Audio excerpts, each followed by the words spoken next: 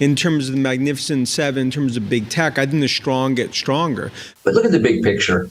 Tesla sold 1.3 million units in 2022.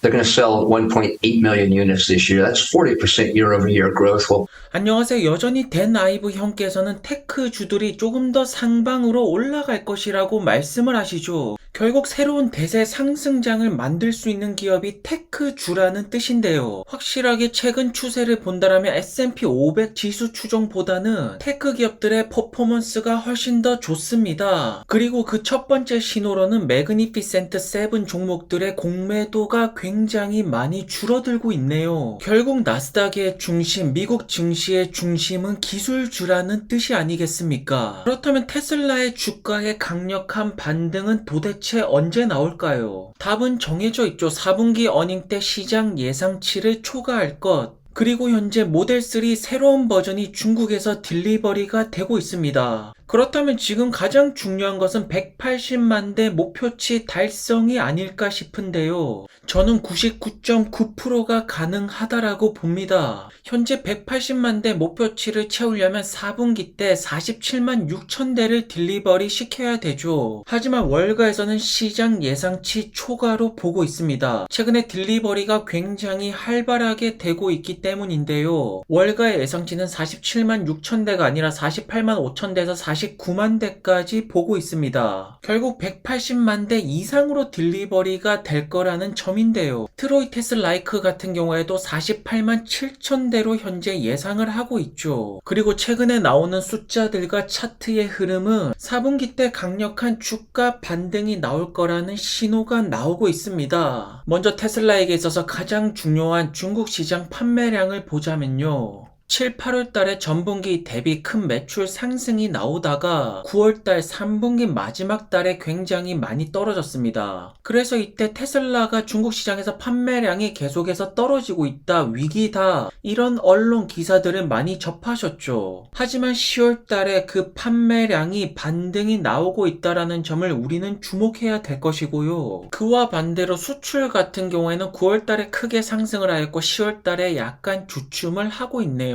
그렇다면 이제 11월 달에 수출 대수가 중요할 것인데 최근에는 싱가폴, 태국을 비롯한 동남아에서도 테슬라 모델 3 새 버전 홍보가 굉장히 강력하게 이루어지고 있죠. 그리고 중국산 모델 3의 새 버전이 유럽 쪽으로 굉장히 많이 배송이 되고 있습니다. 그렇기 때문에 11월 달에 중국 모델 3와의 수출량은 굉장히 올라가지 않을까라고 예상이 되는데요. 우선 9월 달에 글로벌 친환경 차량의 판매량을 보신다라면 모델 Y 같은 경우에는 계속해서 부동의 1위입니다. 그래서 테슬라 판매량의 현재 핵심 요소는 모델 3의 판매량이 얼마나 많이 올라갈 수 있을까인데요. 결국 비아디의 물량을 모델 3가 조금씩 먹어 나가는 것이 현재 가장 중요하겠죠. 기가 상하이 테슬라 차량의 판매량을 보신다라면 2020년부터 꾸준하게 상승을 하다가 2023년에 특히나 3분기 때 약간 주춤을 한 것은 사실이고요. 결국 중국 전기차 시장에서 점유율이 줄어들면서 3분기 때 테슬라 주가 하락이 나왔죠. 그리고 현재 많은 전문가 형들은 반등을 예상하고 있습니다. 그리고 현재 기가 상하이에서 생산이 되는 테슬라 차량의 수출이 계속해서 강력한 반등을 보이고 있습니다.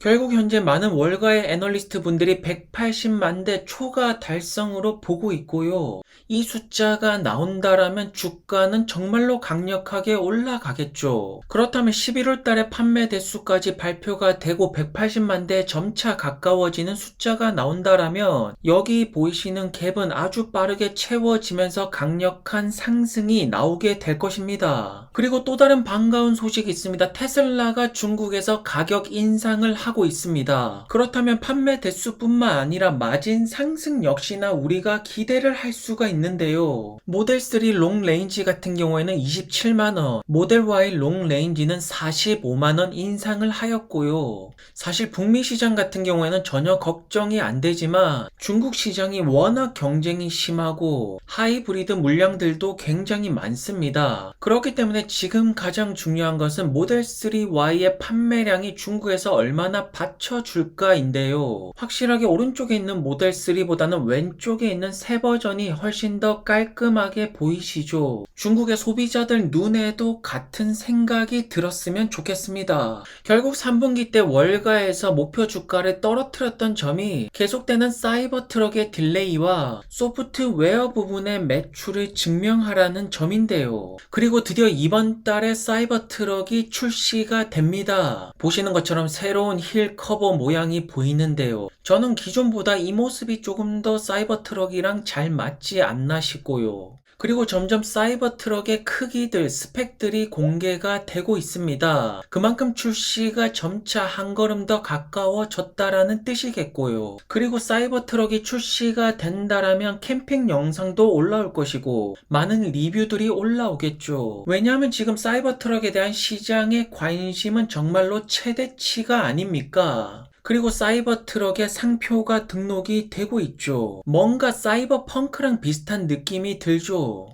그리고 기가 텍사스에서는 품질 부분에서 스텔란티스 출신의 임원을 고용하였다라고 합니다. 확실하게 품질, 안전 이런 부분은 기존 레거시 업체 출신들이 꼼꼼하게 잘하시겠죠. 독일의 기가 베를린에서는 V4 슈퍼차저가 보이는데요. 확실하게 점점 더 많은 전기차 전환이 이루어질수록 소비자들은 당연히 더 빠른 충전 속도를 원하지 않겠습니까? 그러려면 테슬라 역시나 소비자의 니즈를 따라 맞춰서 V4 역시나 많이 필요해 보이고요. 그리고 기가 멕시코 입구 진입로의 렌더링이 현재 보이고 있습니다. 기가 멕시코에 착공이 들어가고 2025년부터 생산에 들어간다라면 앞으로 더욱더 기대가 되는 테슬라가 아닐까요? 거기에다가 유럽에서는 파워월 1기가와트 시 계속해서 설치가 되고 있고 에너지 부분의 확장도 계속해서 진행이 되고 있습니다. 결국 전기차 전환율은 계속해서 올라가고 있고요. 전기차 전환에서 가장 앞서 나가는 기업은 테슬라가 사실이고요. 그리고 최근에 그록에 빠져 계시는 일론 머스크 형, 내가 밈이 될 것이라고 말씀을 하시는데요. 그록에서는 일론 형에게 어드바이스를 날립니다. 소셜 미디어를 조심하라. 조금 더 슈퍼 히어로답게 잘 영리하게 이용을 하라고 말씀하시죠. 정말로 그록이 똑똑하네요.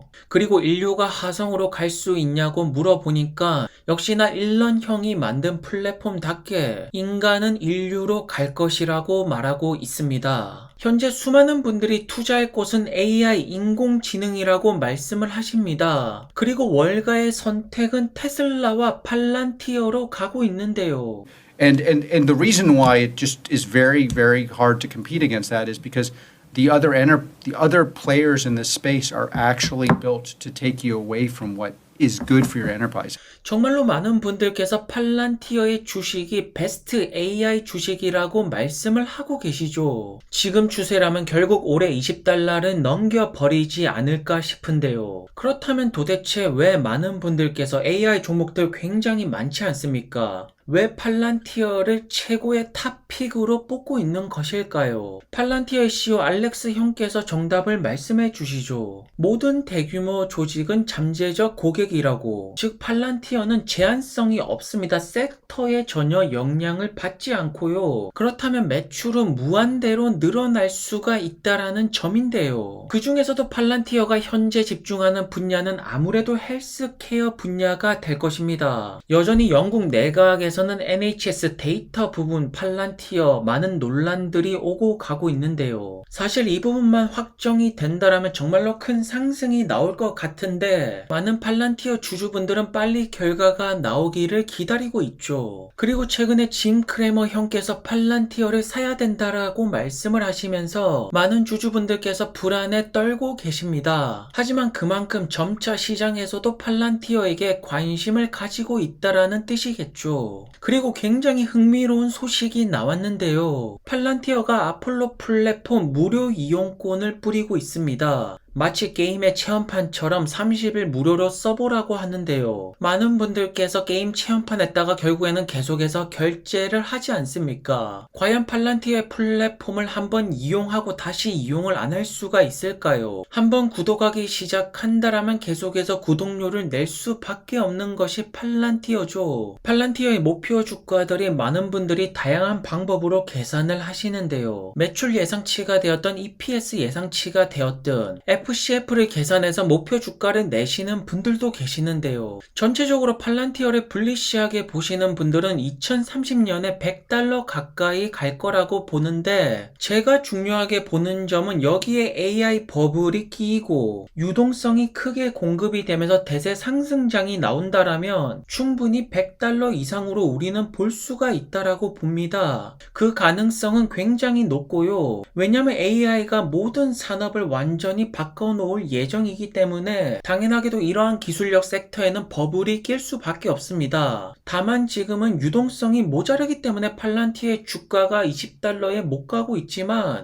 결국 돈이 풀리는 순간 정말로 큰 상승을 보게 되지 않을까요? 왜냐면 팔란티어는 EPS 상승을 계속해서 증명을 해내고 있는 굉장히 탄탄한 기업입니다. 그리고 올해 3분기 내내 보여줬던 어닝 발표를 본다라면 이러한 연속 흑자가 결국에는 정고점을 다시 한 번 더 뚫어버리지 않겠습니까? 오늘도 좋은 하루 되시고요. 언제나 행복하시기를 바라보겠습니다. 좋아요와 구독도 부탁드리겠고요. 그럼 안녕히 들어가세요.